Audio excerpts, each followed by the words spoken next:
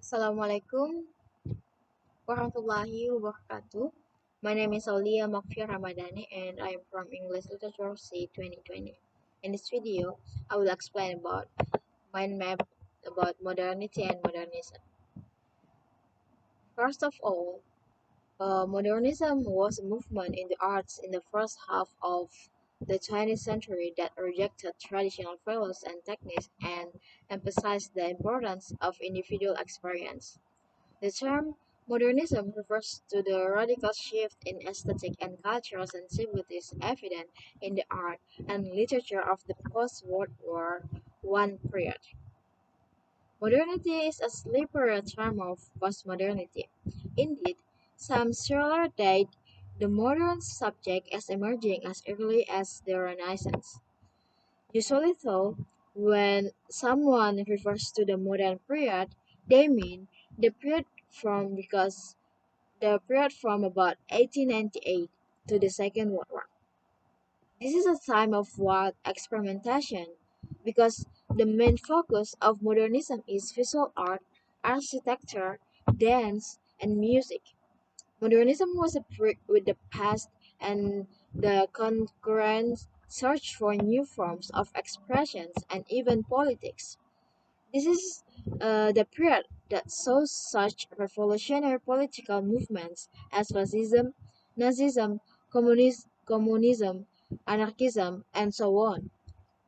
Modernists therefore participate in a general questioning of all the values held dear by the Victorian period, such as narrative, referentiality, religion, progress, bourgeois domesticity, capitalism, utilitarianism, decorum, empire, industrial atrocity. Many modernists also tend to take the romantic exploration of the irrational, the primitive, and the unconscious to the darker extremes, as for example, in Joseph Conrad's work, Heart of Darkness in 1899. And some of the features of modern aesthetic work include first is, as you can see in the screen, is self-reflexivity, as in Picasso woman in the studio on the left. And the second is an exploration of psychological and subjective states, combined sometimes with a rejection of realism or objective representation, as in Expressionism or stream of consciousness writing. And next is alternative ways of thinking about representation. For example, in Cubism, which attempts to see the same events or subject from multiple perspectives at the same time. And the fourth is radical experimentation in form, including a breakdown in genre distinctions. For example, between poetry and prose, with the French prose poem and the poetic prose of Gertrude Stein or Virginia Woolf as prominent examples. And next is fragmentation in form and representation. For example, in T.S. Eliot's works in Westland.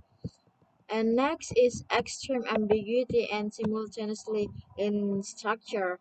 For example, William Faulkner's work, The Sun and the Fury, which offers the same events from radically different focalized perspective.